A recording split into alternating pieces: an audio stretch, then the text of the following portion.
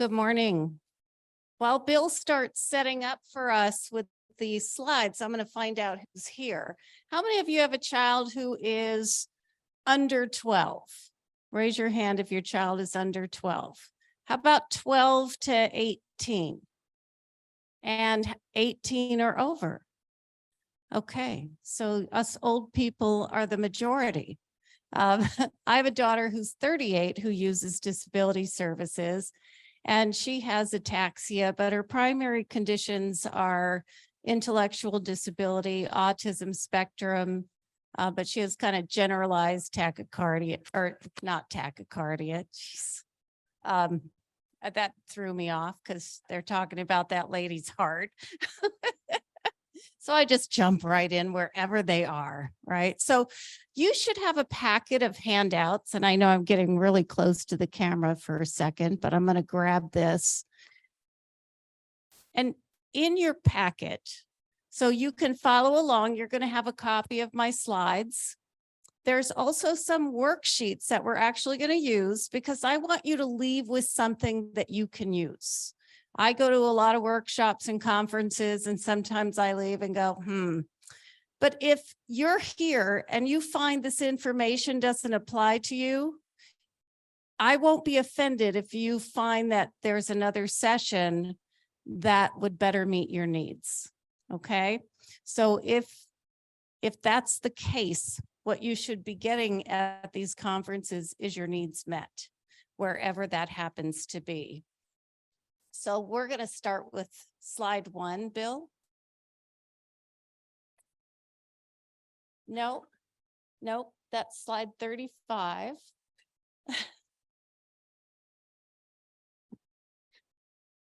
So in the back, the last 2 pages of your handouts, you're going to find the 2-minute drill, what really matters, and then a 1-page description that you're going to start to fill out for your son or daughter as we work through some of these concepts. So we're going to talk about person-centered planning. How many of you know what being person-centered means? How many of you have had exposure? All right. It's pretty obvious. It means the person is at the center of things, right? The system is not at the center of things. That is not why systems exist, so that they can serve their own purposes. And we tend to have system-centered care because that's the money. That's where the money comes from, is from the system. So we want to make sure that we are holding our service agencies, largely funded through Medicaid or Medi-Cal if you're in California, accountable, because there is a requirement now that went in on March 17th, 2023, that services must be provided through a person-centered planning process. This is a federal requirement. This isn't a California or a Michigan thing, my other state. And so we want to make sure that we begin to learn about the people that are getting services and supports, and not just based on health and safety, because we have had a service system around health and safety. We need to find out what matters to people and begin to bring that, make sure that is at the forefront of services, what really matters to someone. And I have this slide. So, okay, misery is optional. In other words, if you're uncomfortable sitting here, stand up, move around, get something to drink. If you need to go to the bathroom, don't wait for the break, because you can't learn if you're uncomfortable. And all the rest are pretty obvious, right? So our agenda, it's on your slides and your handouts. I'm not going to read every slide that shows up. So here is the requirement from the federal government, and this is for multiple agencies, multiple people who use Medicaid-based services. And the reason the federal government is doing this, because they have learned that when people's needs are being met, when what's important to them is in their life, they have far fewer behavioral support needs. How many of you deal with behavioral type concerns? Okay, me too. So we can do a lot of preventative work in reducing the behaviors that we don't want to see. Behavior has become a bad word when it's talking about somebody. It implies this person is really difficult. It's a challenge. Oh, they need, and it goes on and on. I like to shift that now toward my daughter has behavioral support needs.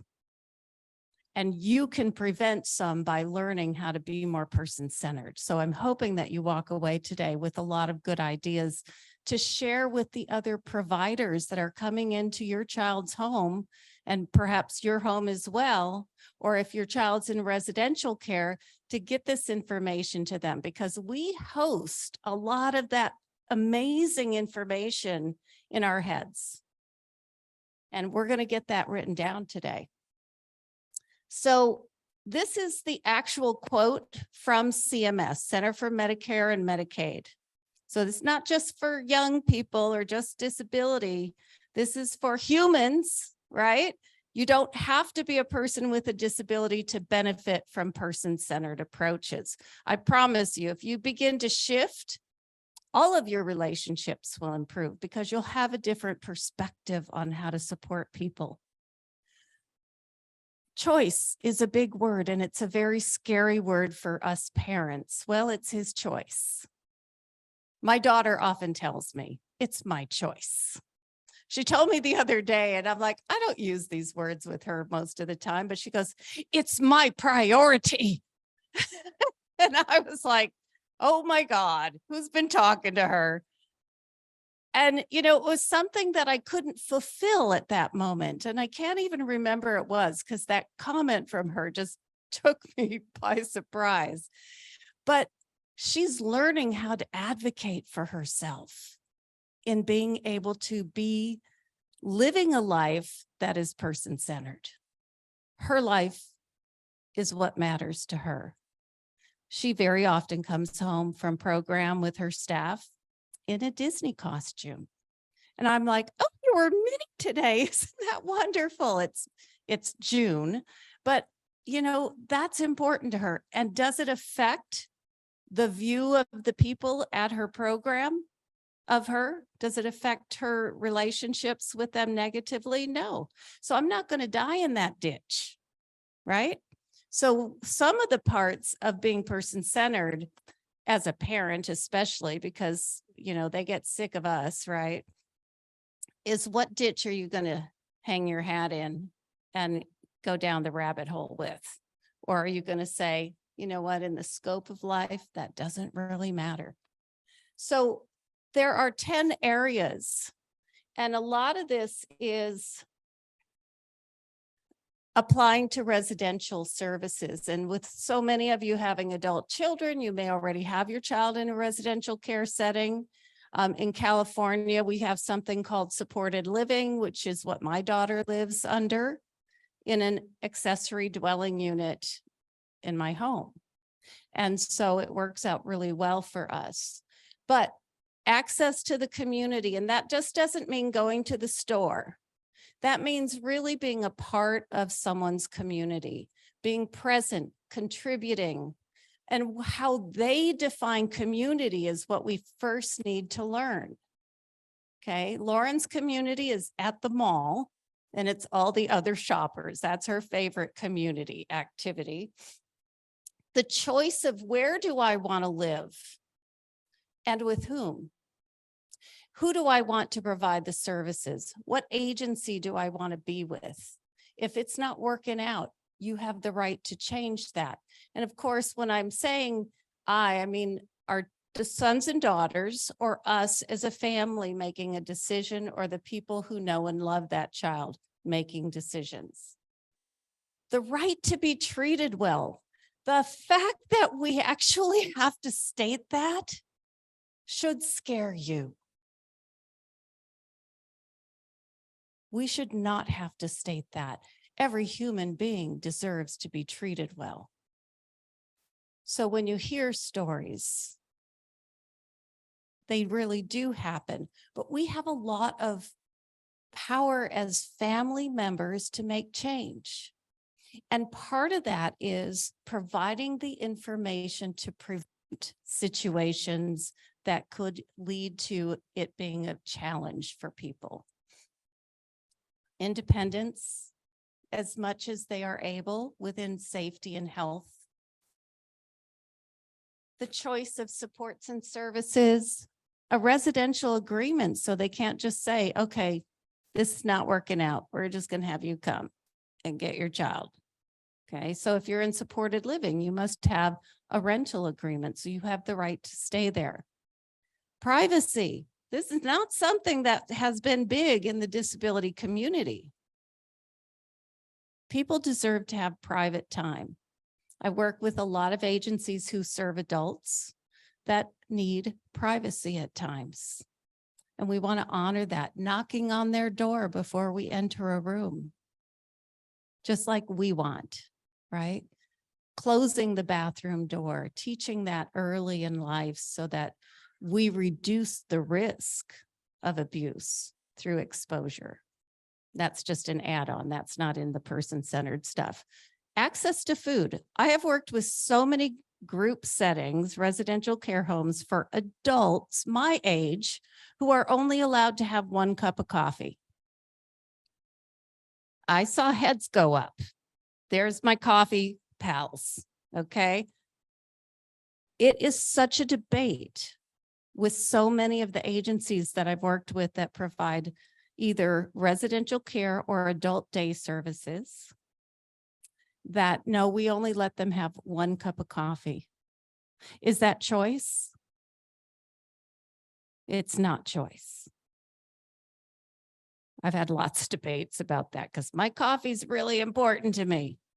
And somebody who's an adult, even if you're not an adult, to be able to make the choice about what you want to drink and when is a human right. Okay. Now, what if they have a health condition? Then we're going to say, you know, the doctor said you can't have that much caffeine. How about if we do half caffeine, half regular?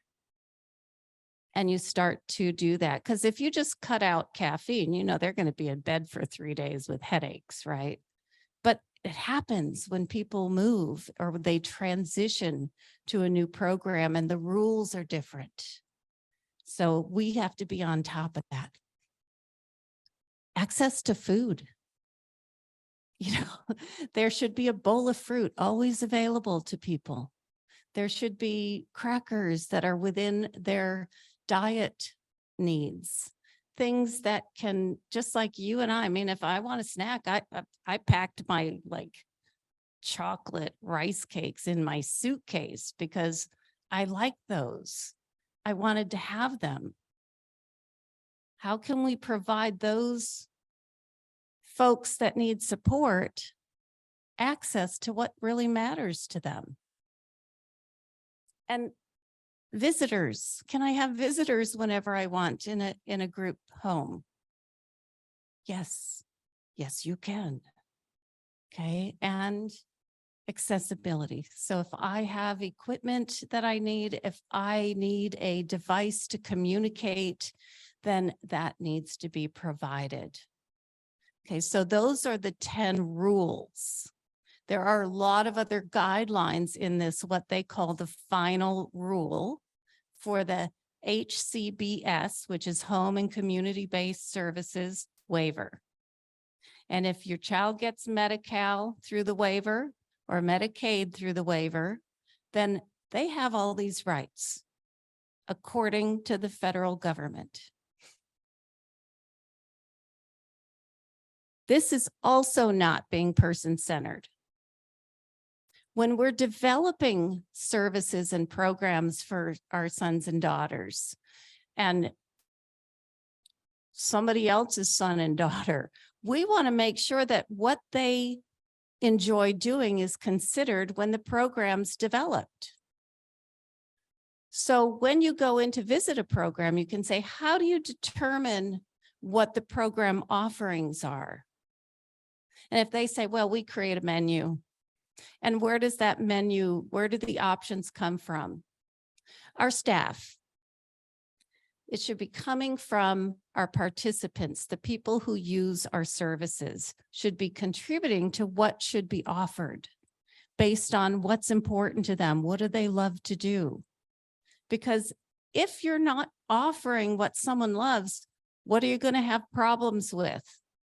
Yell it out. Participation.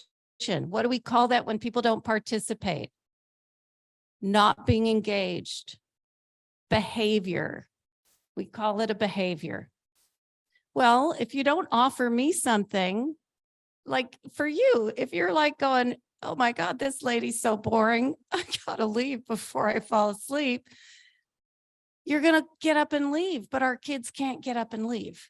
So we need to make sure that what is being offered reflects what matters to our sons and daughters. So I want you to take any piece of paper and a pen, and I want you to write down 5 things that matter to you. 5 things that if they disappeared out of your life, you would be really sad or angry or like devastated. So 5 things, but here's the catch: no F words. No family, no friends, no faith, and no food. Those are all essential things to us as human beings. I know that. So I want you to write down 5 other things, and it might be a belonging.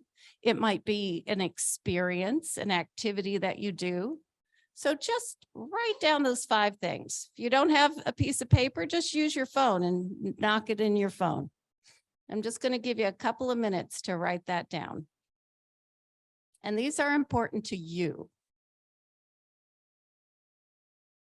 If you're finished, stand up so I know where we're at, or just wave if you don't want to stand up.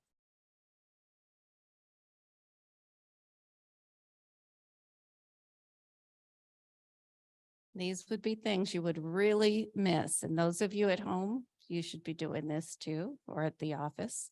All right, I've got one hand up.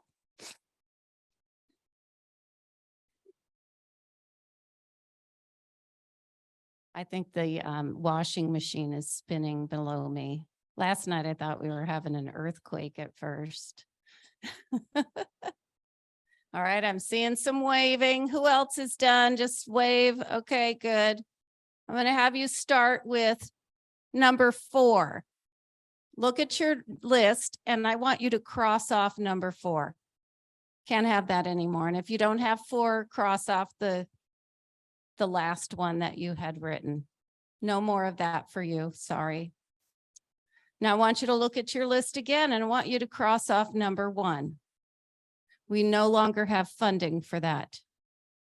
We won't be able to support you having that any longer. How did that feel? Just yell out how you felt losing that. Say that again. Bored. Okay. This gentleman is bored. Means, we're going to have some behavior plan for him. Okay. What else? Sad. Other feelings? Disappointed. And I'm repeating for the people at home. What are the other feelings that you had when I took away your very important things? Deprived. Desperate. What am I going to do? Might need a behavior plan for you too. I heard depressed. We might need to get you some medication. Okay, that's how our system works, right? That is how our system works. It's up to us to make sure it's shifting with the law. How did you feel about me taking that away from you? I imagine you didn't like me very much. Okay, I'm awarding you all back your things. Okay, I don't want any behavioral issues in here. And I want you to think about our sons and daughters who oftentimes what we find is what's important to them is taken away until they do what we want them to do. How many of you have experienced that? in a classroom, in a group setting, in behavioral training. How are they going to trust us to share what's really important to them if we use it as a weapon against them? Now, it doesn't mean that everybody has access to everything they want all the time. None of us do, right? I want a massage every day. There are limitations. Can't afford it is one of them, okay? We have limitations imposed upon all of us, but I can tell myself, if I really work hard this month, I'm getting a massage and I'm going to schedule it ahead of time. And so we can tie it into something important. My daughter became quite obese through COVID. And I said, Lauren, when you can get into a size medium, we're going to Disneyland. And then I informed her on how to do that if that was what she wanted to do. So it wasn't, we're not going to Disneyland until you lose weight. Because if someone told me that, I'd be going, I'll have pie and I'm not sharing it, right? I don't want to be threatened to get me to do what I want to do or what you want me to do. So being person-centered is using skill.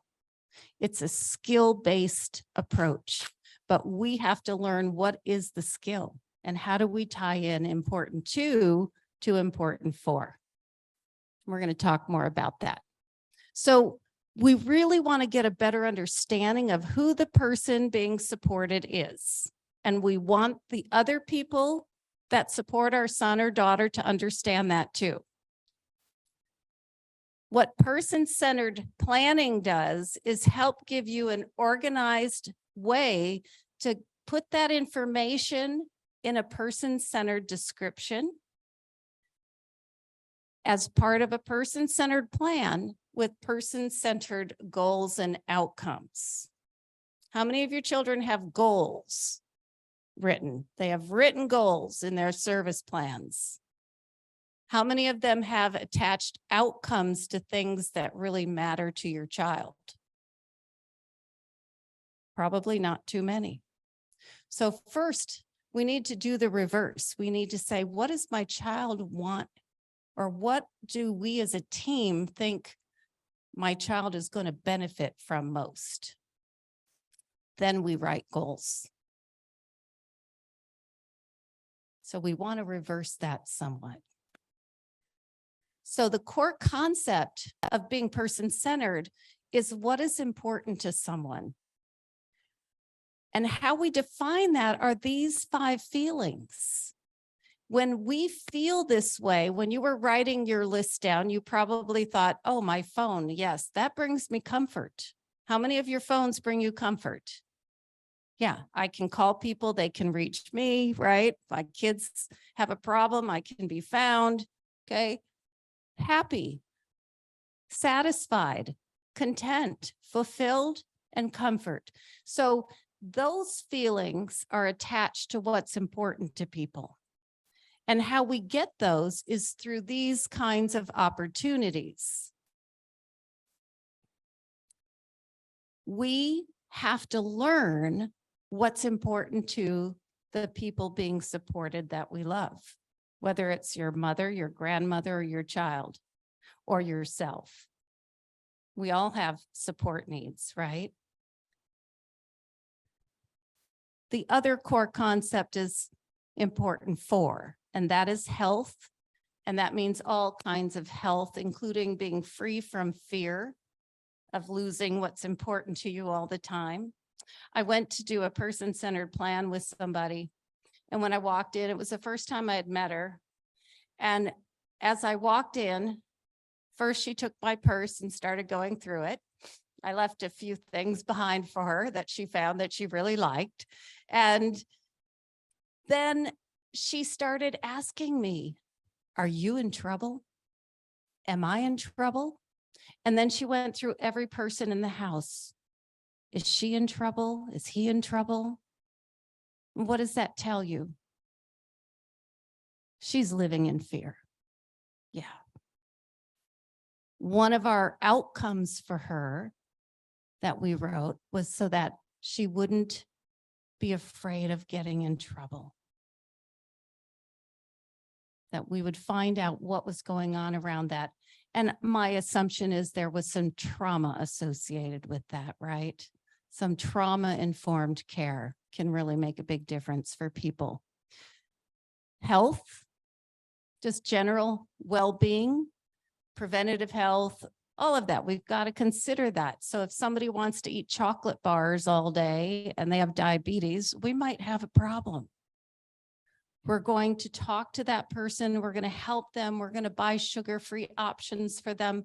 We're going to make sure that they still have what's important to them in a safe way, in a healthy way. But if you're an adult and you're not conserved or have guardianship, they're going to be able to eat all the chocolate they want. And according to the law, you can't say no to that anymore. But it's up to us to get creative, to inform people about the risk, how they can stay healthy, help them build outcomes and goals attached to that health, like I did with my daughter. We're going to Disneyland this fall. So she succeeded. It took about 1.5 years. And I just said, you know, you can surely have a piece of cake, but if you have a smaller piece, that'll help you get to Disneyland sooner. Because she wants to be pushed in a wheelchair because she has trouble walking in that environment. And I have to push her, and I'm getting too old to push her in a wheelchair. So I didn't need that extra 40 pounds to push around. I just couldn't do it. And walking would become more difficult for her around that and navigating that. So we're going to tie that in to what matters. And then, and this has been added, the community contributions. So not just being at the store, not doing the mother duck where you've got the staff and you've got all the participants trailing with one in the back, at the mall for exercise. That is not being in the community. That is being present, but not participating. And we've all seen that in malls, especially in the winter when the weather's bad. How can we help people be contributors to their community? God bless you. So we want to find opportunities. And during COVID, it was really hard for that. And I, with these group homes, I'd say, aren't there some people in your neighborhood who are older that maybe some of your stronger folks could pull in the garbage cans for an elderly neighbor to contribute to your community and hold value to those people? So finding ways that are creative, and there's lots of different things they can do in the community. So the core concept, bottom line, is important too. Everything is based on this. Everything in being person-centered is based on important two, important four, and achieving balance in those two. So not just saying, well, it's his choice, he can go, there's a young man that I know who likes to go meet other guys and engage in things we probably don't want our kids engaging in. And they can't just say no to him, but they can inform him about safety. They can inform him about what is going to keep him safe in those environments, to make sure he's checking in, to have some kind of trail. So people are faced with some very difficult situations. And so we have to get very creative to help keep people safe. So person-centered thinking is the foundation for becoming person-centered.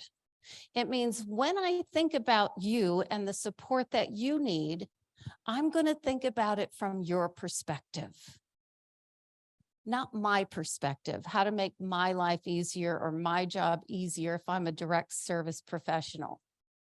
So we want to think from the person's perspective. What is the experience here?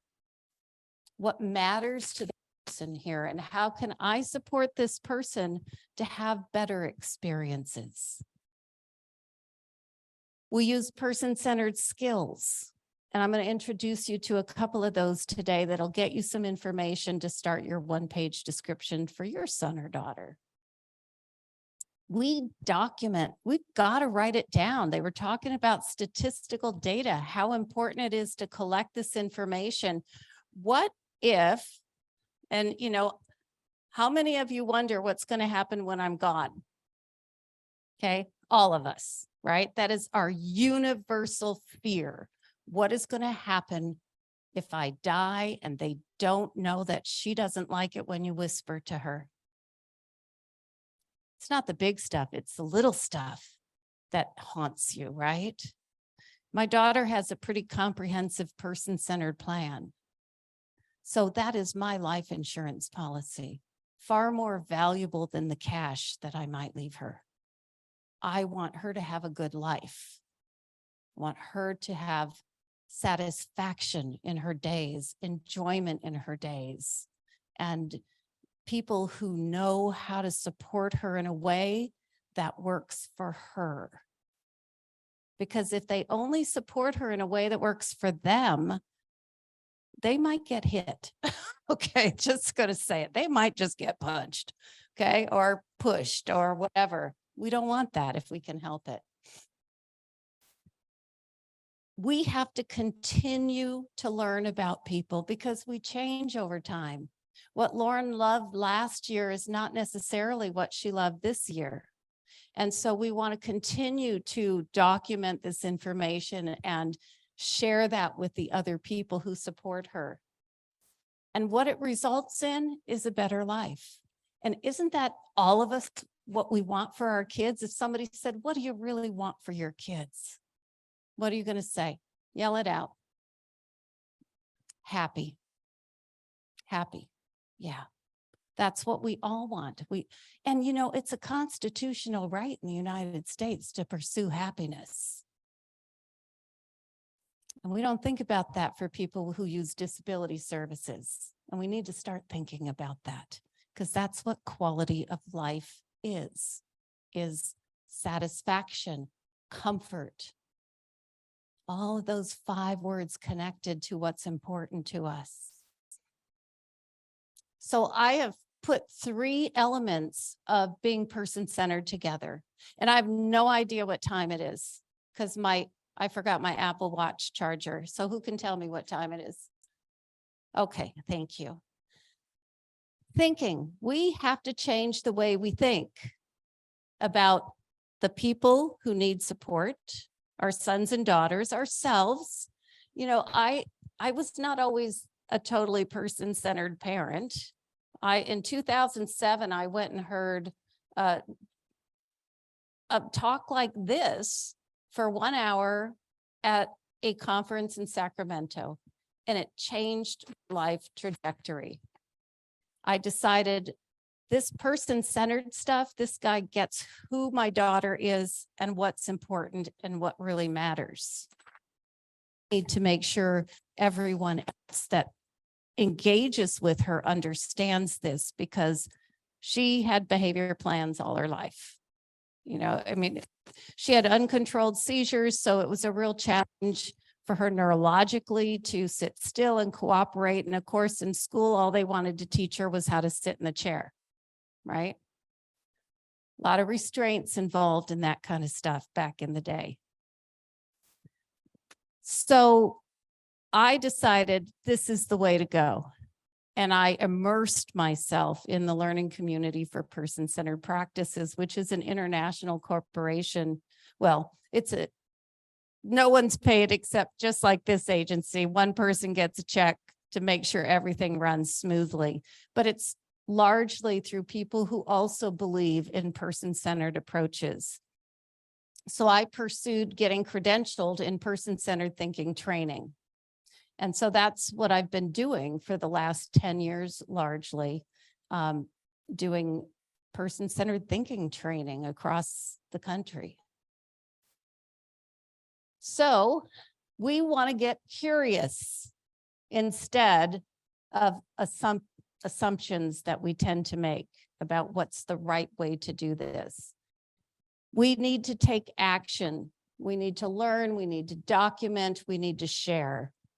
And then the products are the actual papers that we create with that information in it so that other people know what to do, and as importantly, what not to do.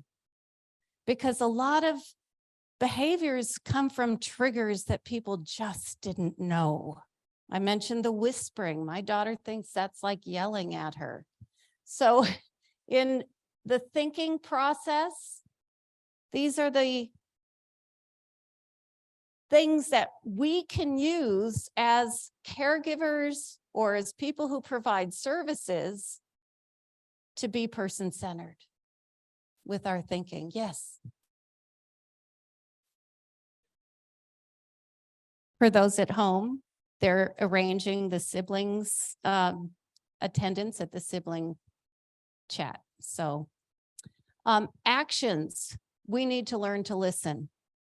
We need to listen to our kids, whether it's through words or behavior, because behavior is communication, right? This is not working well for me, so I think I will flip my chair over because you're not listening, right? Usually there's indicators ahead of time. Then products, getting those person-centered outcomes that should be attached to goals or that should drive goals. Here's what one document might look like. And this is my daughter's actual one-page description, her current one. I have her permission and her mother's permission to share this. So it tells people what's important to her, because those are conversation starters for somebody who's meeting her for the first time. Or if you're having somebody at your house, and there is a picture of this in your handouts as well, but feel free to take a photo. Just don't share it because it has her pictures. How to best support her. So through a lot of the work that we have done together with her team, because it can't just come from me, because our relationship is different than that she has with her care providers or her buddies at program or the teachers. So we get input from everyone about what works well when you're supporting Lauren and what not to do. Okay. Then on the upper left or upper right, you see what's important to know. What is important to know? So that's a bonus piece of information. And in the center, of course, is her photo and surrounded by words that describe what people like and admire about her. So we're elevating her status. Most people are introduced with paper in this service system. And if somebody has challenges with needing extra support around behavior, what's going to happen is people are going to read that paper and make assumptions. This should cover everything that's being sent around about your child. We have one that's just for introducing her to a new physician. So the physician knows what's important to her. One of those things is ACE wraps, even if you can't see an injury. She loves ACE wraps. And I'm like, so Dollar Tree has them for $1.25 now. Okay, I can afford that. But every time we go to the doctor, even if it's my visit, she gets an ACE wrap. Our doctors know us now. So this gives concrete information to people so that they can support her with a snapshot of who she is, what's important to her, what works best for her, and what you need to be on the lookout for. Do you think this could be helpful? Absolutely. It's on my refrigerator. It's on her refrigerator. So when people come over, they will read it. They're like compelled to go look at it. And then what I see after that is higher engagement with her, because they know she loves American Girl dolls. And then they can ask her about our American Girl dolls. Well, she takes one everywhere we go. Everyone that knows us and knows her knows American Girl dolls are her thing. And she loves it. And there's grown women who say, I collect dolls too. She's got an instant connection.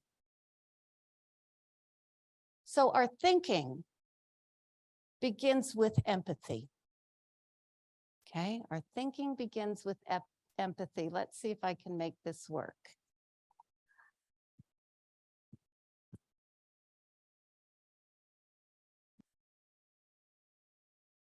So what is empathy and why is it very different than sympathy?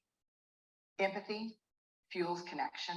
Sympathy drives disconnection. Empathy, it's very interesting. Teresa Wiseman is a nursing scholar who studied professions, very diverse professions where empathy is relevant, and came up with 4 qualities of empathy. Perspective taking, the ability to take the perspective of another person or recognize their perspective as their truth. Staying out of judgment, not easy when you enjoy it as much as most of us do. Recognizing emotion in other people and then communicating that. Empathy is feeling with people. And to me, I always think of empathy as this kind of sacred space when someone's kind of in a deep hole and they shout out from the bottom and they say, I'm stuck, it's dark, I'm overwhelmed. And then we look and we say, hey, I'm down. I know what it's like down here and you're not alone. Sympathy is, ooh, it's bad, no, you want a sandwich? Empathy is a choice, and it's a vulnerable choice, because in order to connect with you, I have to connect with something in myself that knows that feeling. Rarely, if ever, does an empathic response begin with at least.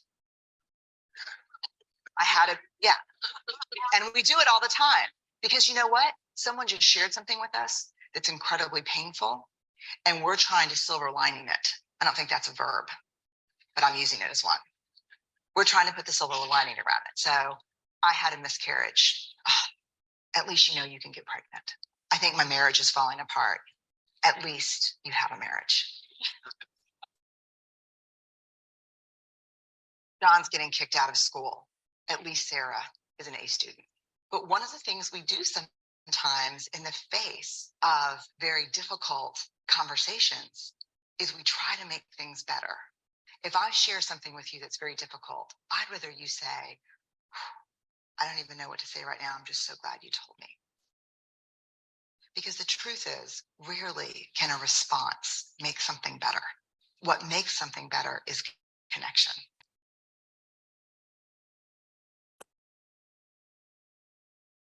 That's the wonderful and amazing Brene Brown's video.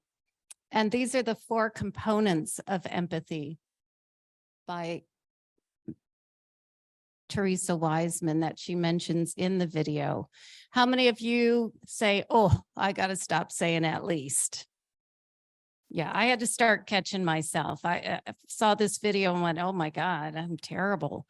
So, you know, with my daughter, she's really having a hard time, and she has some massive hard times once in a while. It's better for her if I say, wow, you're so upset. I am so sorry you're going through that. That must be so hard.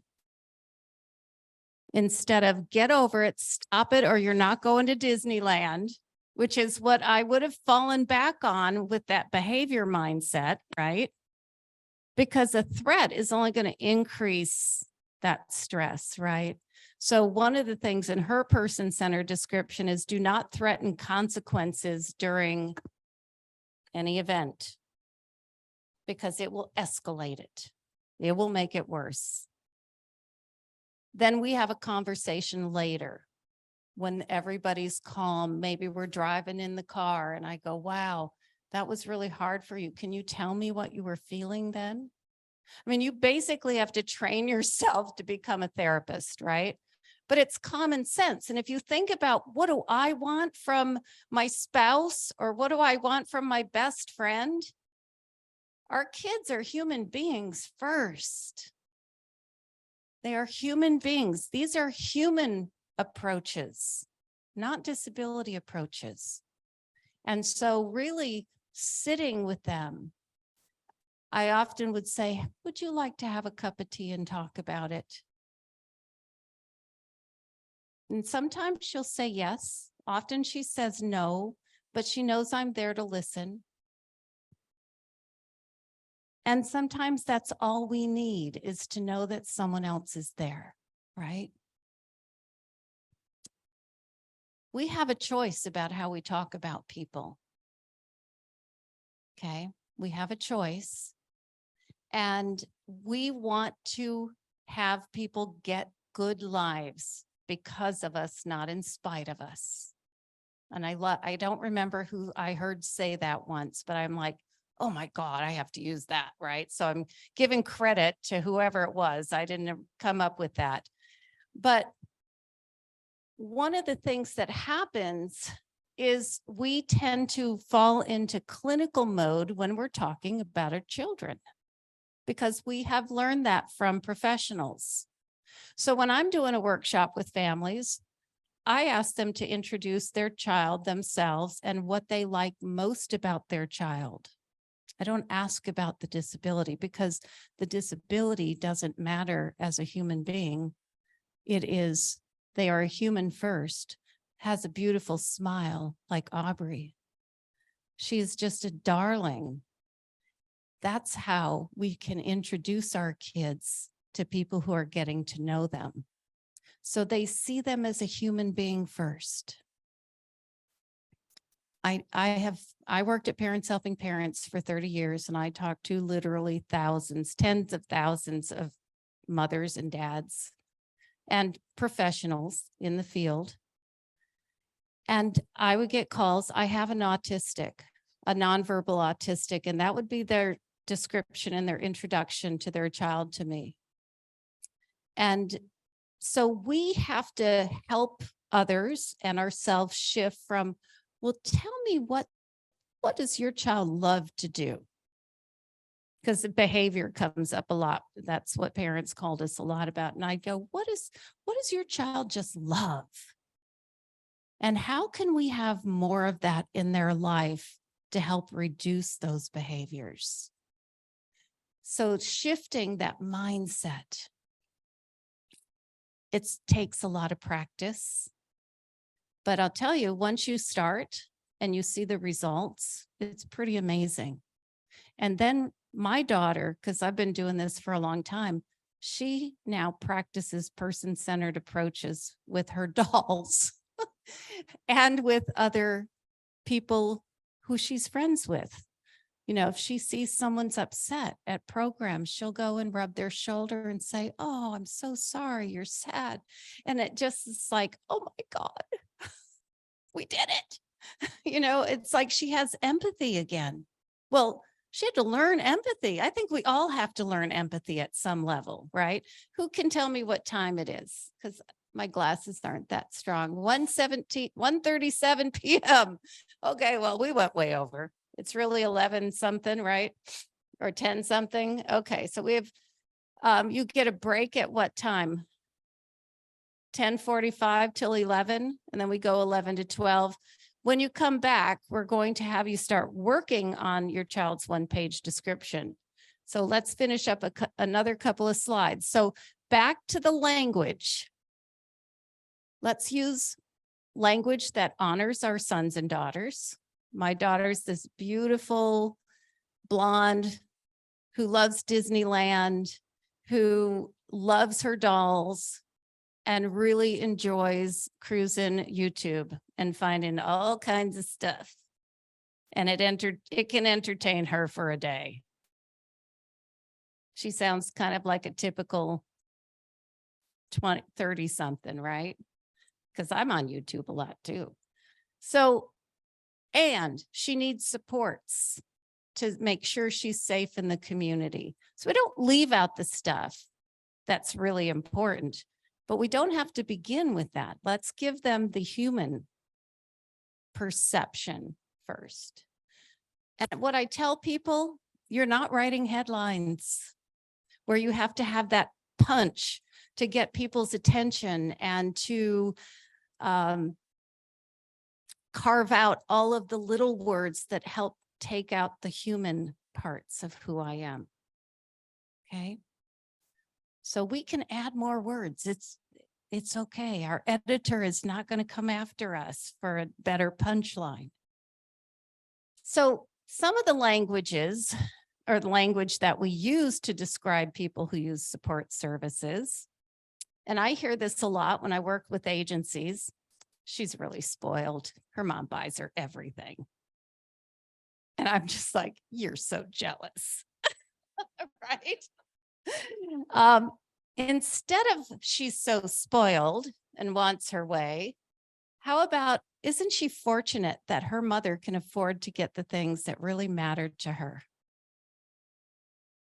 So we were going to change our language and model that for other people. She has really strong feelings about collecting doorables. How many know what an adorable is? A Disney adorable? We must have 100. And every time they release, it's a whole, okay, you don't have that one yet? Are you sure you don't have that one yet?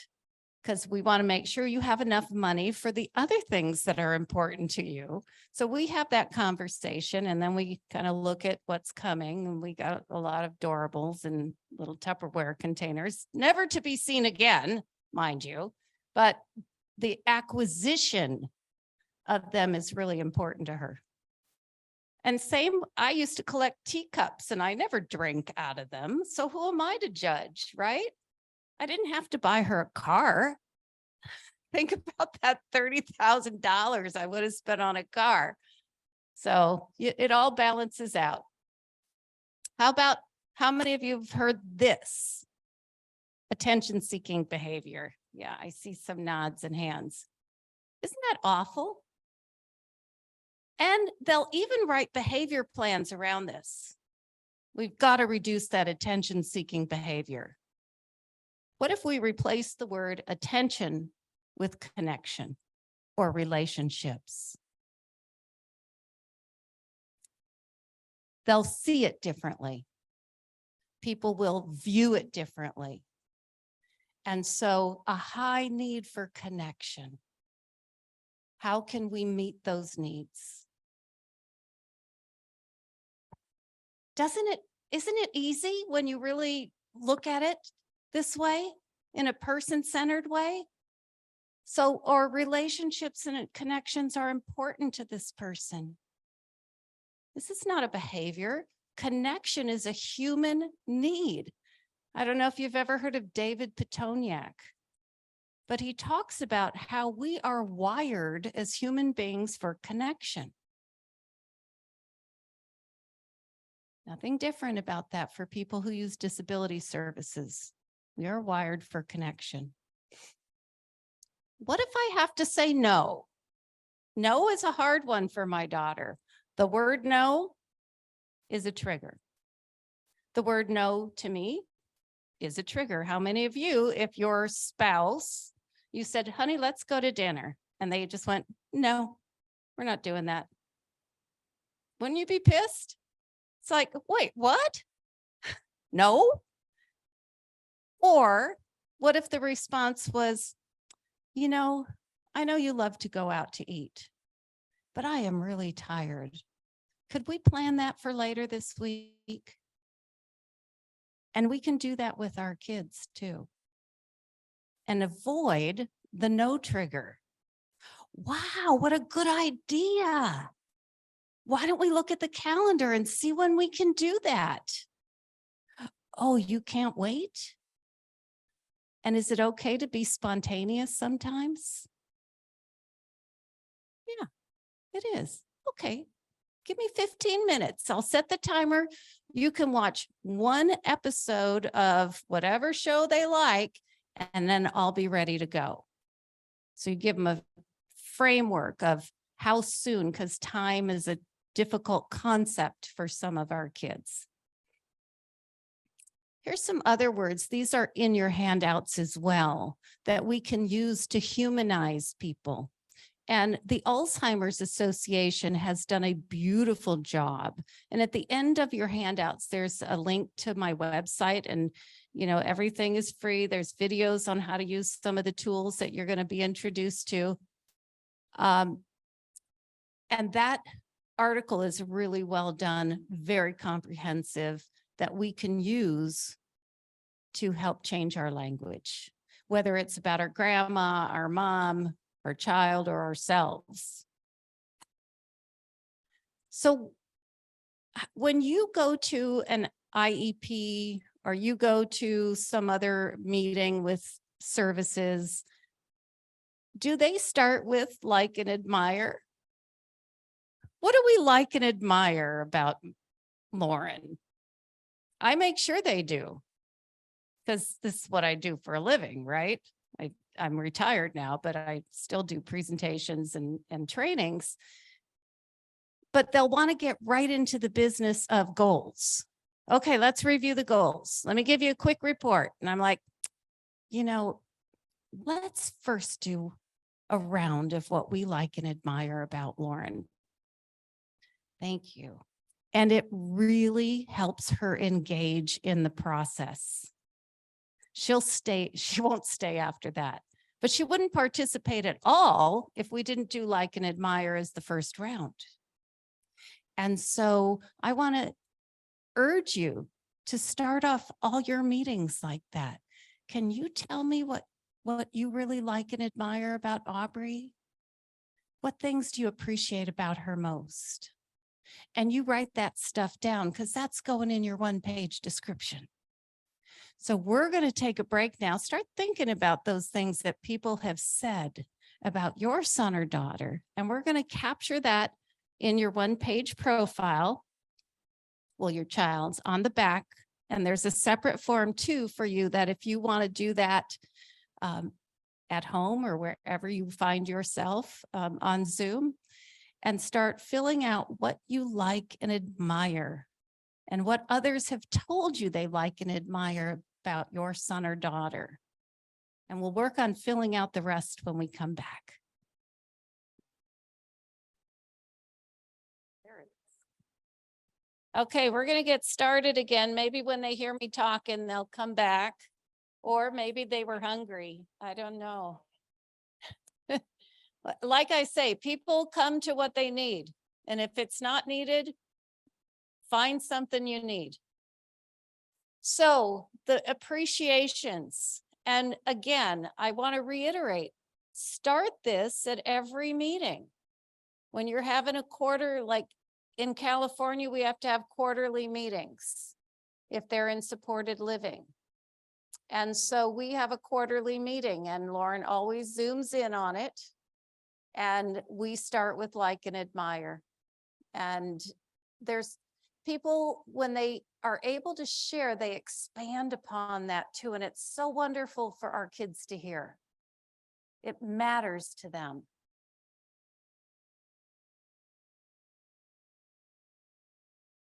So let's talk about our actions now. Okay, if you can keep writing as things come to your mind, just keep writing. And we're going to start with a video from Grey's Anatomy. And I'm going to give the mic to Bill to hold it up so you can hear it really well. And then we're going to do an exercise after this. So listen in to what's being said in the video.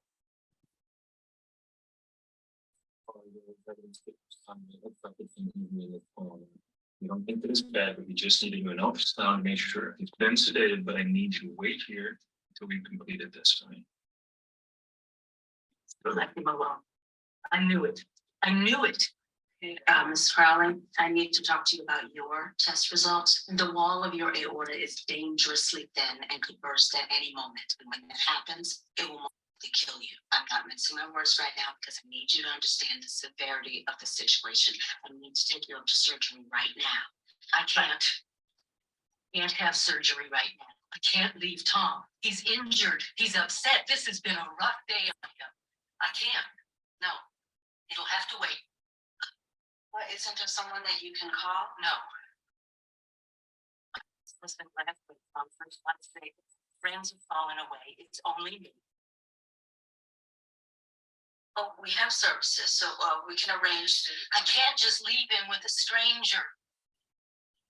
I need time. to hire someone and train them to know that if he's watching TV and he's holding his head a certain way, it means that television is talking to him and he needs to be distracted. He likes shopping, but they can't take him to the place on Lee Road because he thinks they're out to get him. So they have to go to the place on River Road, but they've got to park in the back because underground parking makes him upset. And it goes on and on and on. So no, please, I need time. A week. I made it this long. I can make it another week. I'm not sure that you have another week. I need you to think about yourself right now. Get to think of just myself anymore.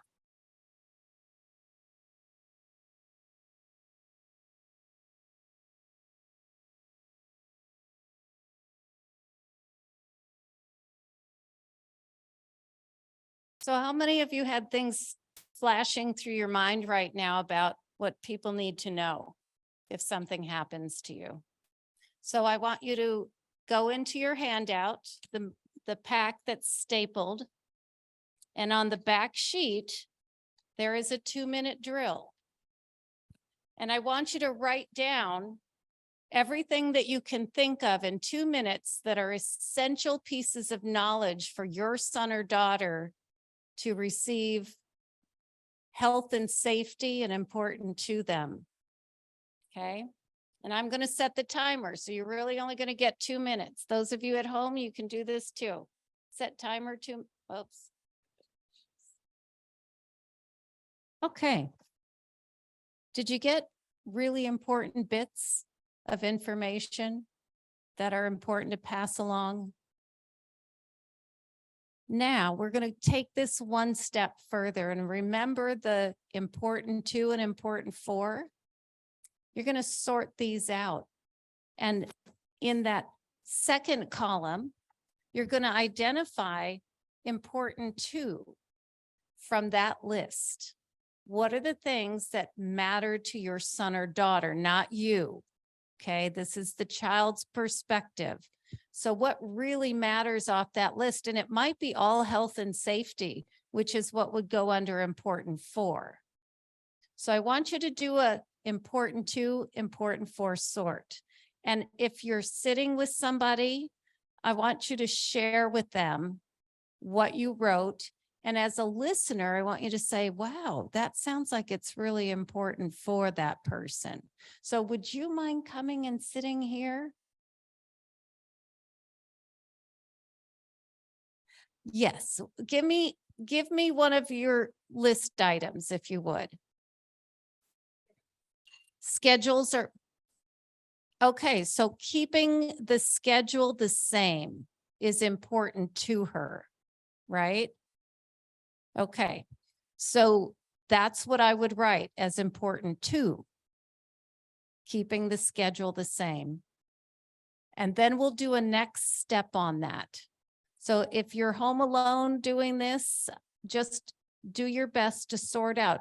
Remember the 5 feelings that generate important too: comfort, happiness, satisfaction.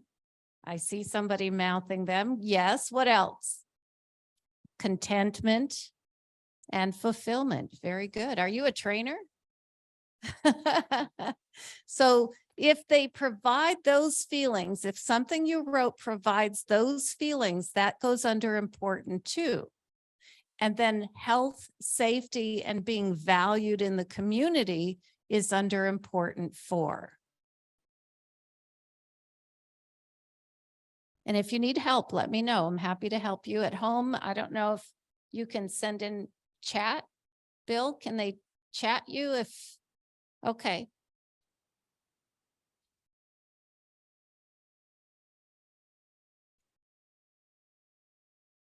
And if you just joined us, we did a 2-minute drill writing down the most important things that come to mind if, let's say, you're going on a fabulous vacation and somebody else is stepping into care for you.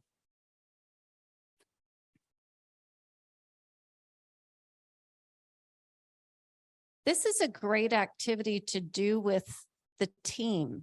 Everybody does a 2-minute drill and you get to some very important and fast information. Yes.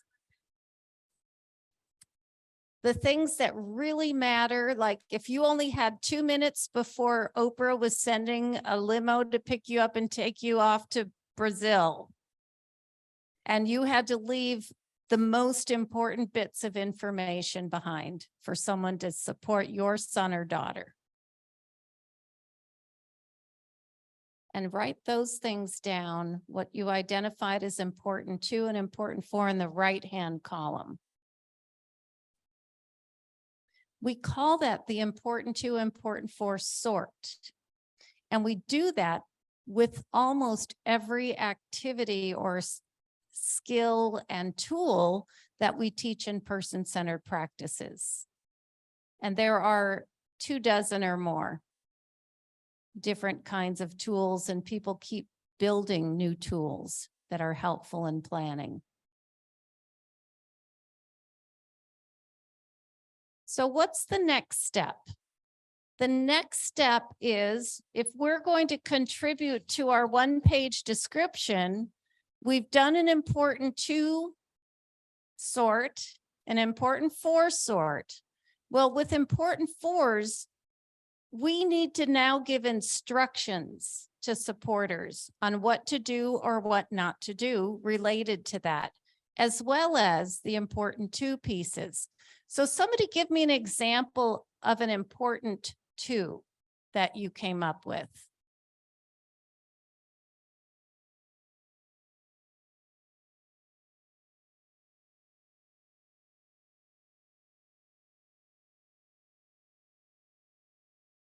Okay.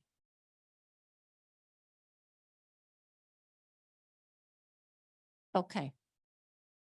That would be the instruction, right?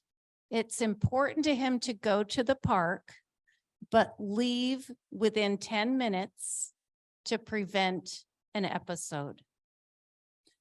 And you're going to write it so clearly that they can't make a mistake, right?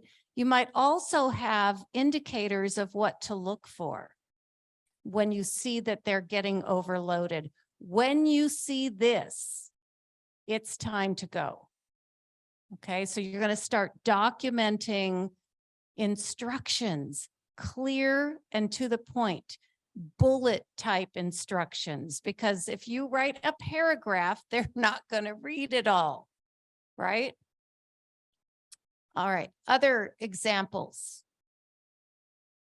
And I'll rephrase for the people at on Zoom. FaceTime with family, because okay, so family is important. Spending time on FaceTime with family at will, I suppose. Or is it scheduled? Okay, so using FaceTime to connect with family whenever she wishes is important to her. And that's what I would put.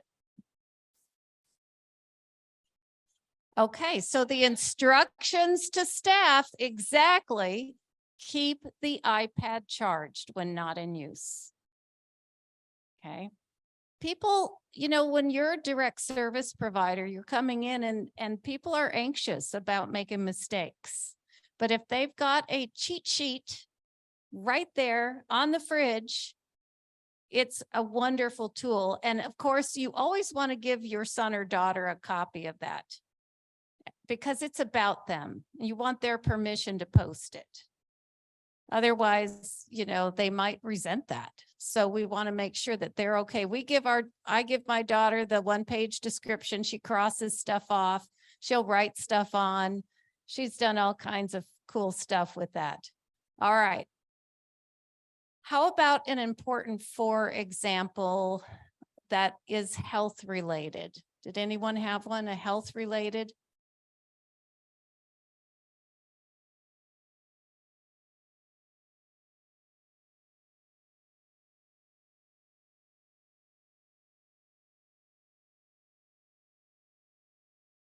Okay, so important for them to recognize what's happening. Okay. And you can have a one-page description just for that, just for the recognition of the onset of an episode. And then the instructions would be what to do in response or what not to do in response. Yes.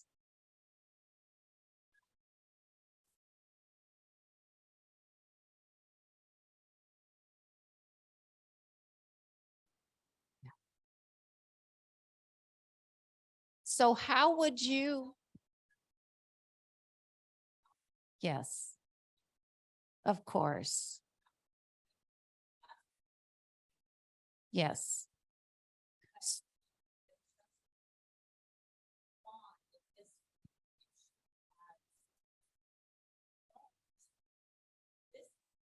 Yes, perfect. That's absolutely what you're looking to provide the information to do. And so for those of you on Zoom, it was how to respond during an episode. And if you're stressed, it's going to be more difficult for your daughter. Is that correct? Okay, so I would say that. And I would say that remain calm. And those would be my words. So I'm trimming those down as much as I can so they actually read them, right? Remain calm, look relaxed, don't panic, do this. And then you can have a bullet list of what to do or not do. You could have a to do and a don't do list. Okay. So you are going to just be as clear as humanly possible when you're writing these instructions. And so let's look at a couple of other skills. Was this helpful to do, to kind of zoom in and give you just a taste of what it's like to do an important to, important for sort, and then pull out the instructions? Because there's so many tools that the learning community has developed. And the subsequent step is always important to, important for instructions to supporters. We want people to have better lives, better days, better experiences, better moments, right? Yes.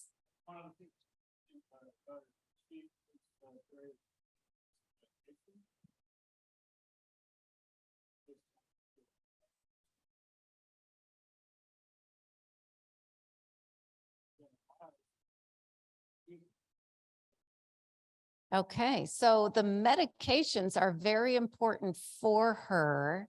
It's important to her to have control over that. You see the difference? So it's like, well, would you like to take your medications now, or do you want to wait 5 minutes?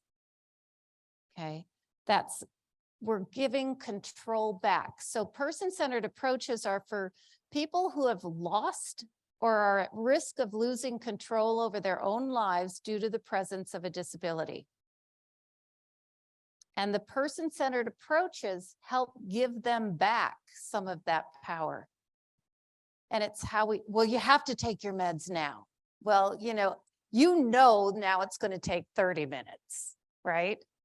And so informing people, here are the ways that work best to get her to take her medications in a timely way.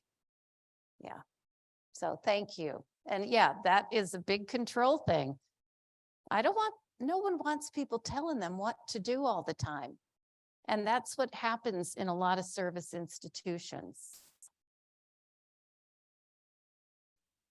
So we were going to do that with Tom, but we're going to stick with you guys. So one of the things that can happen is people can use words and they can answer us. And sometimes the answers are to shut us up because we're hammering somebody, right? And the behavior is not matching that response. So we're always going to listen to behavior over words. So when the words and the behavior or the response does not match, and I like to call behavior a response because that's what it is. It's a response. And so when they don't match, we need to pay attention to the behavior, not the word. Because people who use disability services have been coerced into believing they love to bowl. It's like, what is it with bowling and people who have intellectual disabilities? It's almost like a must do, right? I hate bowling. They're so loud. They just make me feel crazy in there. And we convince people, well, you know, you had fun last time we went to the bowling alley and you got a hot dog and a Coke. Wasn't that great? And they're like, yeah, the hot dog. Yeah, okay, I'll go. And then you get there, they finish their hot dog and their Coke and they're ready to go. But they're the ones that get the behavior plan, not the staff or the coercion that they implemented, right? So listening to behavior and honoring what you hear. Honoring what you hear. So we don't need words to tell us what somebody needs. Not everybody uses words to tell us, but they will tell us with their responses. The communication chart is another one of the tools that we use in person-centered approaches that helps us to capture what is happening in a situation that's going to allow us then to tell people what to do in those situations. Now, sometimes you're guessing about the communication chart because if somebody doesn't have words and they can't tell us, we're going to guess this is what the person is trying to tell us. If we can confirm that, if the person can nod or use a device to let us know, then we can do that. But let's say somebody yells when they're hungry to let you know that's what I do when I'm hungry. I'm going to yell. But also I yell to let you know I'm done eating because that's how I communicate.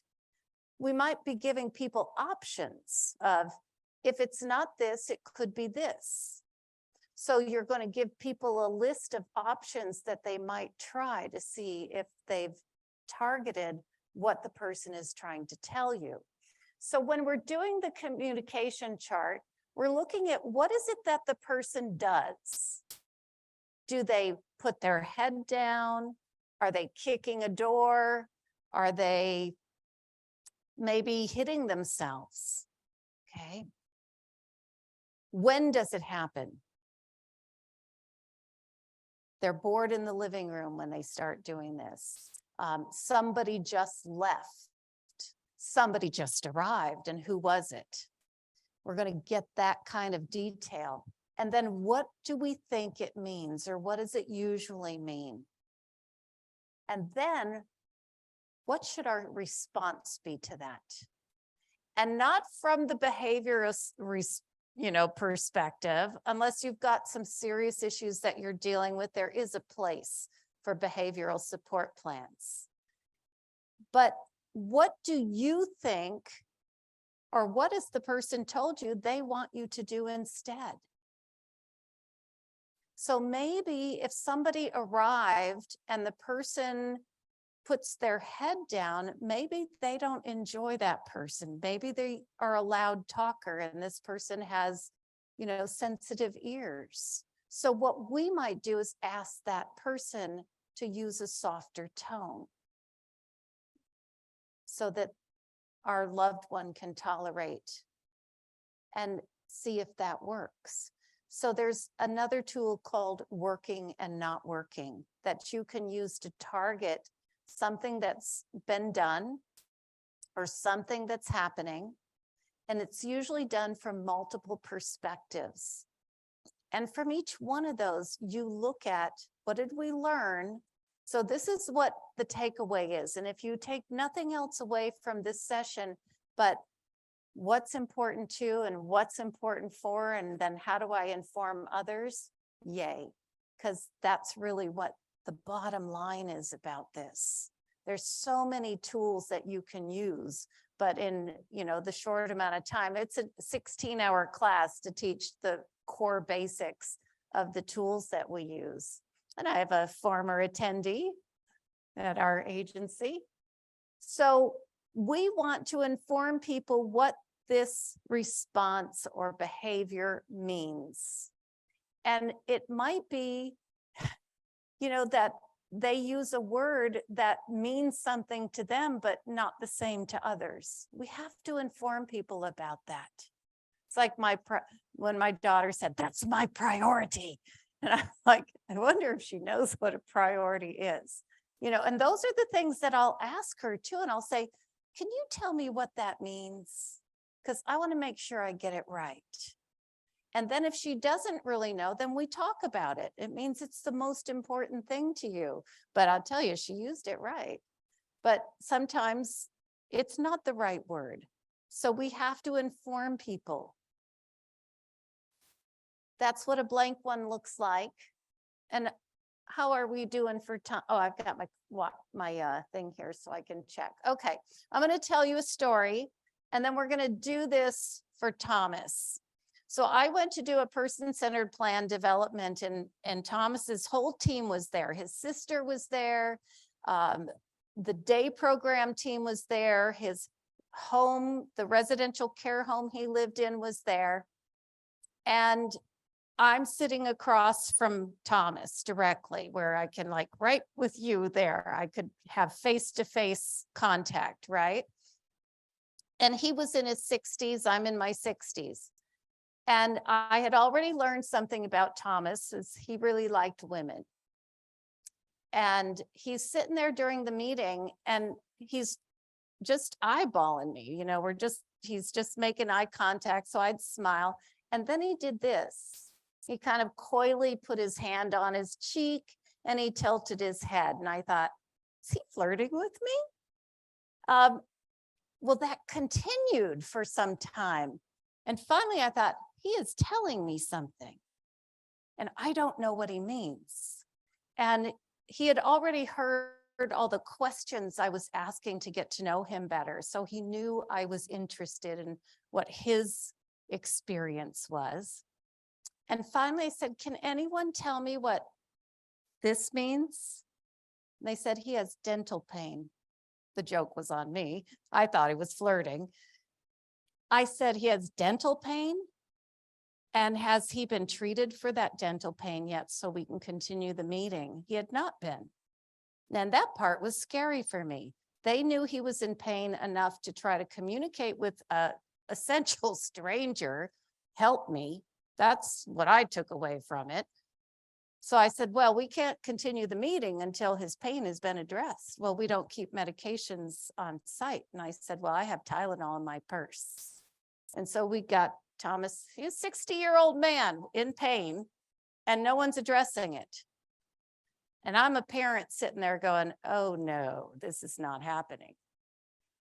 So he took his Tylenol. Within 30 minutes, he was no longer flirting with me.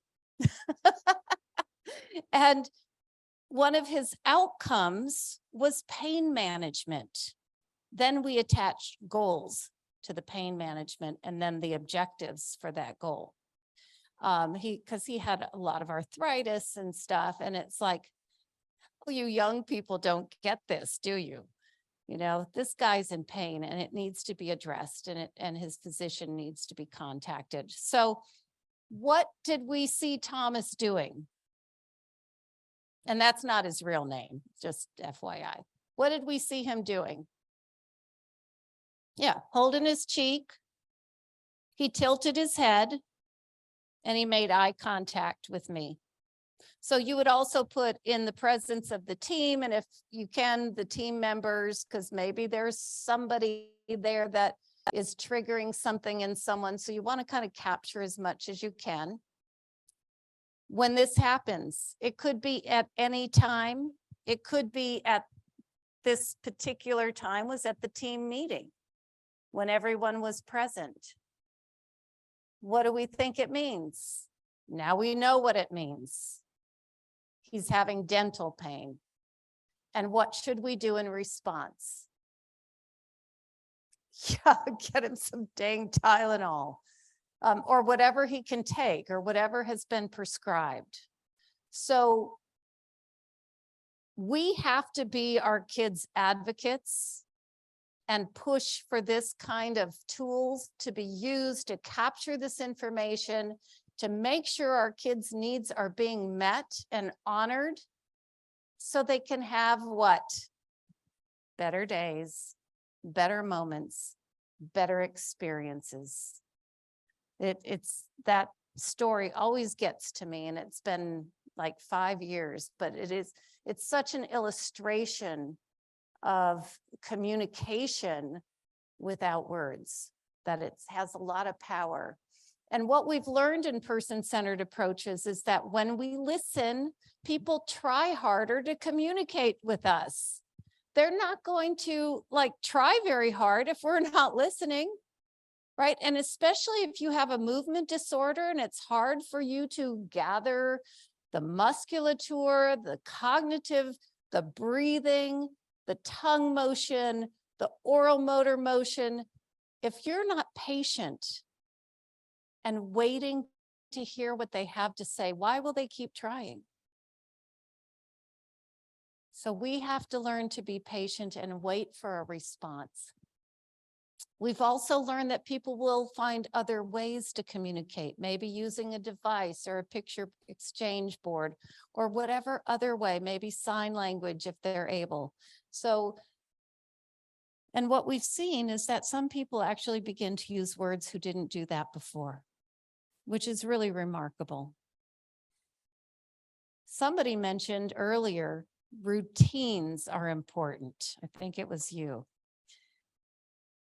The routines and rituals that we each have in our daily life, we all have them, right?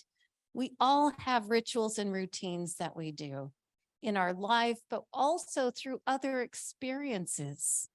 Our morning routine, our holiday routines, you know, you might after Thanksgiving, if you celebrate Christmas, you might get your Christmas tree at a certain day. If you know, you're of another belief system, you're going to have your rituals around that belief system. Some people don't do holidays. We need to know that. And people who support our loved ones need to know, how do we celebrate? How do we celebrate accomplishments, holidays, birthdays? You know, my grandson is 22 now. And until he was 18, his mother had balloons in his room when he woke up on his birthday. They called it the birthday fairy. Till he was 18, he doesn't have any special needs. He was it was a thing that she did for him. Now I think about my Lauren, and it's her birthday. And if that's something that's occurring every year, and it's the first year after I've passed away, and she's in a residential care home and they didn't know about that, do you think she's going to have a good birthday? No. We need to communicate. How do our children celebrate? How do we recognize their birthdays? What's the most important thing? If my daughter doesn't get a new American Girl doll at Christmas, the life will end for her, right? It would just be devastating for her.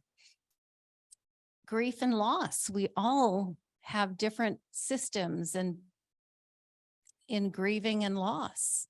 And loss can be something like a pet, a loved one's pet, or maybe they lost their wallet. You know, I mean, how are they going to respond in those situations, and how can we help people? So all of these things, if you're sick, do you want chicken noodle soup or tomato soup?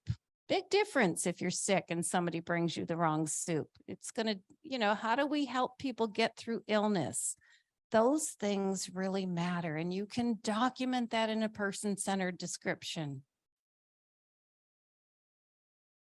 And then there's good day, bad day. We talked a lot about good day already, but we have bad days or bad moments too. And we can look at, I want you to write down your child's morning routine from the time they get up until the time their day begins, like they go to their school or they go to their day program, or they start whatever it is that they do at home. So write down that morning routine. And start with the time. We don't have to hear about anything that comes out of their body. But what is it, when they first get up? I know for me, it's a cup of coffee before I even take the dog out. Because I want that coffee brewed when I get back in from taking the dog out.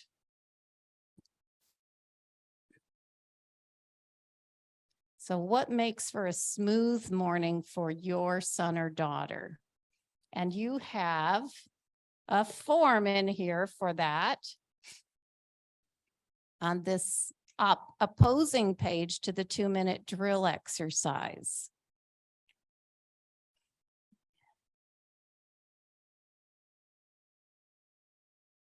Okay, so those first 2 boxes, and there's only 2 boxes so that you have room if you have lots of stuff to write. So a ritual or a routine that they practice in the morning to help their day start off well.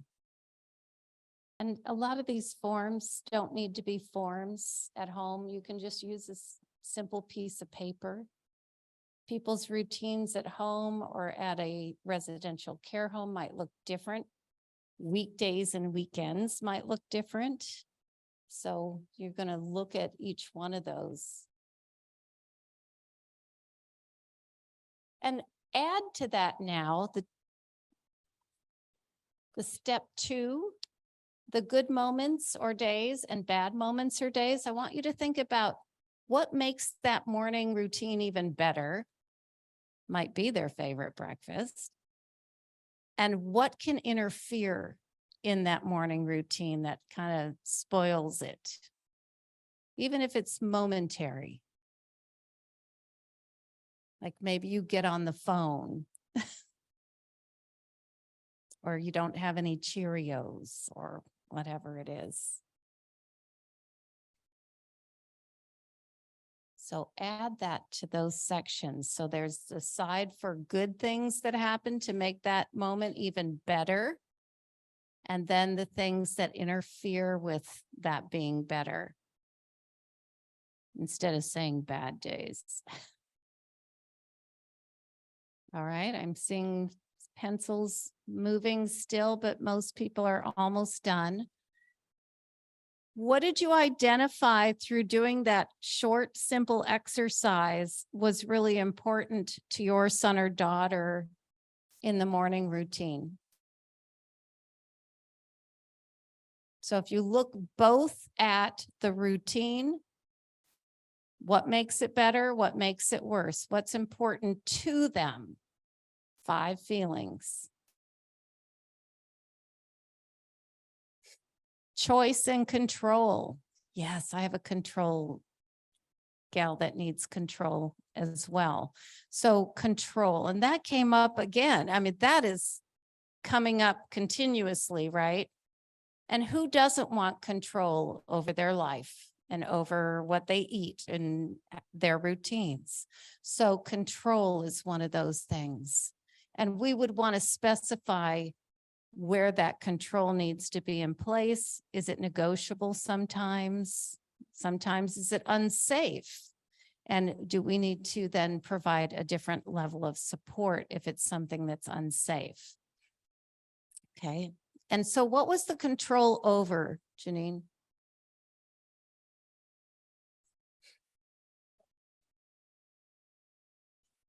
Mm-hmm.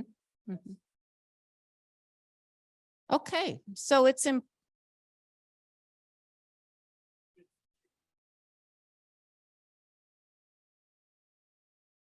Okay, so having the choice about bed making is important to her. Is it important for her? No, not really. Is the bed being made? We do approximation. We accept approximation. And, the good news with my daughter, she's kind of got the autism spectrum too. So she'll get into a routine. So she just gets up, pulls the bed sheets up. Is it straight? No, but we're like, good. That's great that you made the bed. So that's again, the ditch you want to choose to die in or not, right? It's like, no, the bed, you can always make it after they leave if it matters to you, right? So they shared, for those of you on Zoom, that control. And so what I did was ask questions, and that's how we can get deeper if we're doing this with somebody. So again, I want to reiterate, the information can not only come from us, because our kids are different with us, and we were talking about that on the break is, when I'm with my siblings, I act like a child, right? I act different. And so our kids, when they're with us, they act differently than they do when they're with their friends or with, their program staff or at school. And so getting perspective from other people is going to be really important, because we want to make sure we're giving a 360-degree view of who our loved one is. All right, so having control over what she eats is important in the morning, and having control over when to take her pills. So how would you tell the staff about breakfast?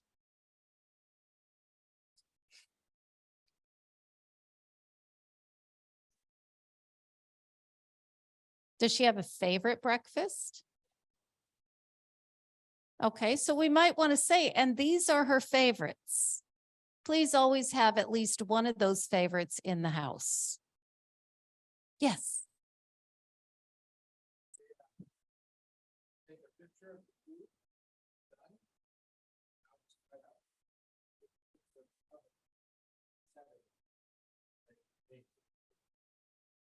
Excellent. So you're enhancing that with photos. We do want to make it easy.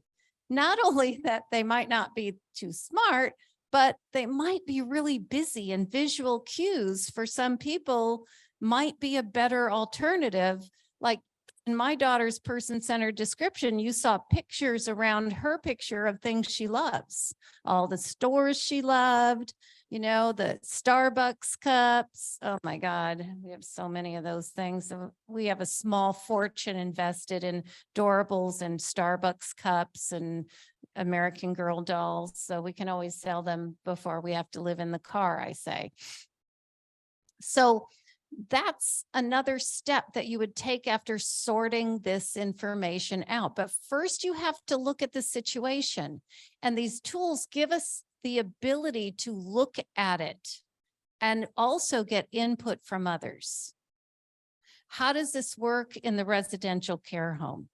How do you guys get her to take her pills in the morning? Because when she's with us, she's like, it's a total control thing, right? So we want to get feedback from others to be able to improve how we're doing it too. And I've gotten lots of tips from staff. Let the staff do it. I'm not proud, right? So we want to find out, how can we make it better? How can we avoid making it worse? These are some of the questions that we can ask the person or other people who support our loved one in getting to more detail. So what I have done a lot of study around questioning.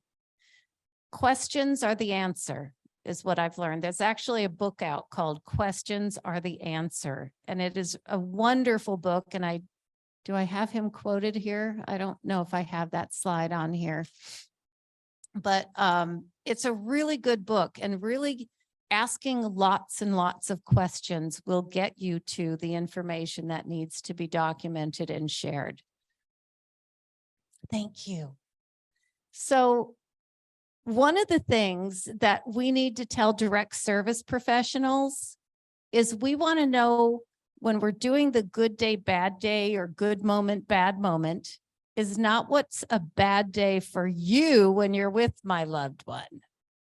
It's what's their perspective, what's my child's perspective of a bad day, so we know what to avoid. Because I have seen, I've done a lot of person-centered planning, and I very often see people writing their bad day when they're with the person, and we want to avoid that. Because if we can tell them how to do it in a way that works for our son or daughter, they're going to have better days too, right? We give them the skill. We have such a high turnover, right? And in staff, direct service staff. And I truly believe that it's partly because they don't know how to do their job and they feel helpless. And if we can't be successful in our work, we're going to leave and we're going to go find something else. So the more we can do to support that service provider, that direct service provider with information to have success with our son or daughter, the longer they're going to stay. We have had staff for 14 years. I have staff who call and go, can I come back and work with Lauren? We are person-centered with our staff as well as with my daughter. And it makes a big difference. So here's my morning ritual, just to repeat what this might look like, but we all have many different rituals, right? So what could others do to support me in this morning ritual?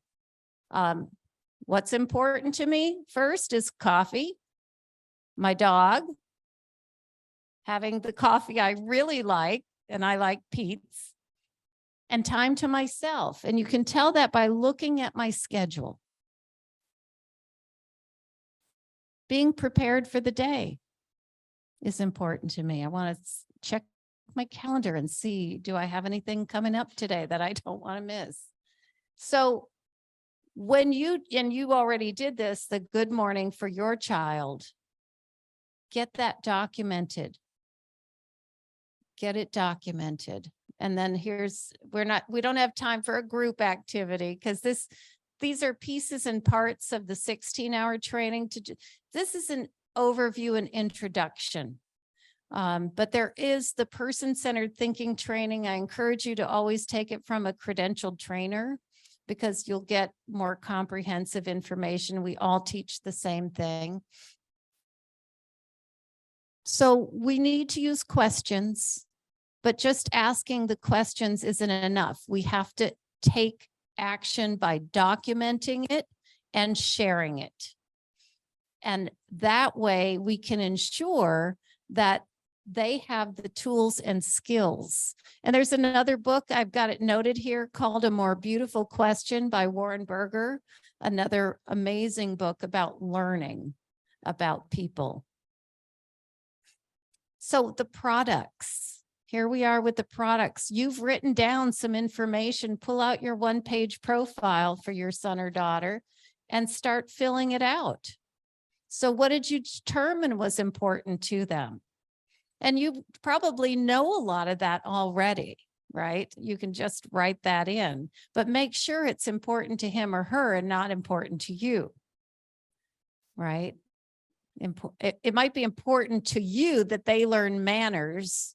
That is not maybe important to them. Although I read on the board out there for somebody, it's important to them that everybody uses manners. So my instructions would be, please say please and thank you. Right? Easy, easy. This is common sense stuff. So person-centered plan is something that has actions attached to it. It includes the person-centered description. And the person-centered description is always many pages. And it, when I write it, I use the Michael Small model of the Essential Lifestyle Plan.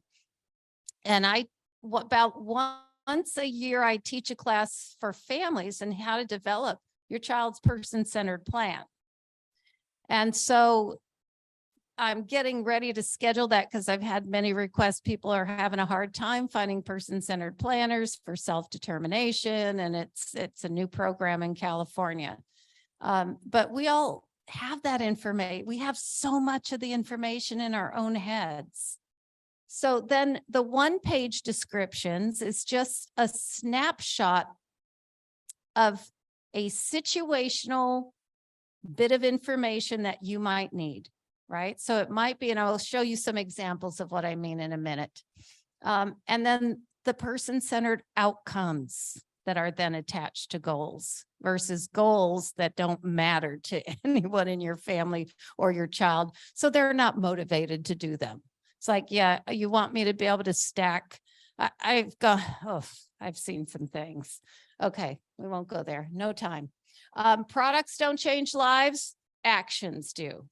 So it's getting people to act on their learning and make sure that your child's needs are met. They're going to enjoy their days much more. So here's another just view of the one that I most recently developed for Lauren. And, you know, you probably now things are standing out a little bit more. This is a PowerPoint template, and I'm happy to email this to you, but you'll have to do it in PowerPoint. But on my website, there's all kinds of free downloads. You can download one-page descriptions that look like this, or have flowers, or have superheroes. And all you have to do is type in them or create your own. You know, you can handwrite it. I've done one-page descriptions for my dog when I travel. So this is just something needs support. Here's how to do it the right way. Here's what we love about this person. And then there's the room that you would click in the picture box and upload a picture of them. So these are PDFs that you can just write right in if you just want to toss one out. It is so empowering for our kids, and it's an advocate. It's an advocacy tool to make sure their needs are being met. Here's another one. This is for her medical appointments, to introduce her to a new physician. If she's getting a new speech therapist, she goes to San Jose State and does a communication program for adults with autism. And that clinician gets a one-page description, the previous one that I just showed, before she ever meets Lauren, so that she knows what Lauren loves to do, and she can customize the services to that.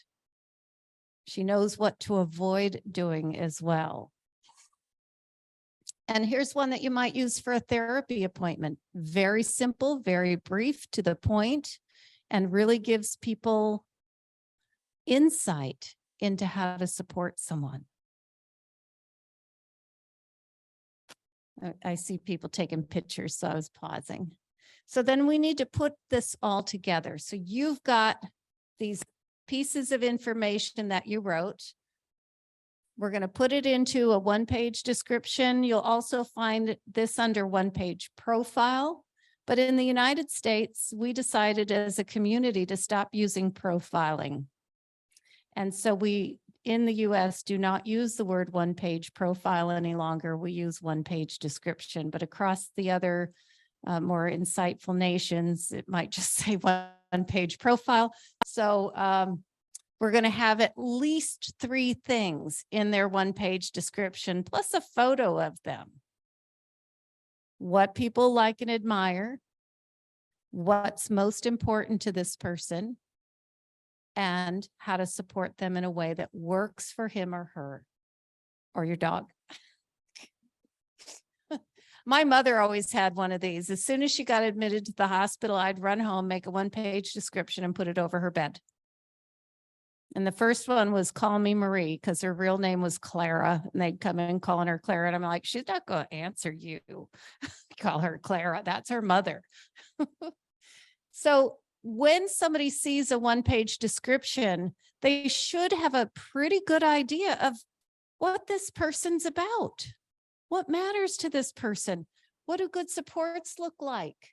And who might be best suited to provide those supports? That's another tool that we use, a matching tool. Because I'll tell you, if you hook me up with somebody who likes to run, you know, maybe they go to the track to get their exercise, I'm not going to be the person to support that individual. But if they like to sit around and paint, I'm all there. So matching people with interests, with similar interests, is always helpful. And I love this quote. And the bottom line is, our kids are thrown into power struggles a lot. And a lot of times you eliminate the power struggles just by humanizing them. And then a lot of the problems go away. So that's my website. I'm not going to send you the link for the evaluation. I'm sure they have an evaluation tool that they use. I'm Trudy. No, you can email me PCP for person-centered planning, Trudy, TRUDY @gmail.com. But you can always reach me through the website if you have any questions or you want to know if there's trainings out there. I may not be doing one when you need one, but I know where they are. So I'm always happy to help give referrals. And this has been a pleasure. I hope it's opened up some of your thought processes and that your kids get better lives as a result. Thank you.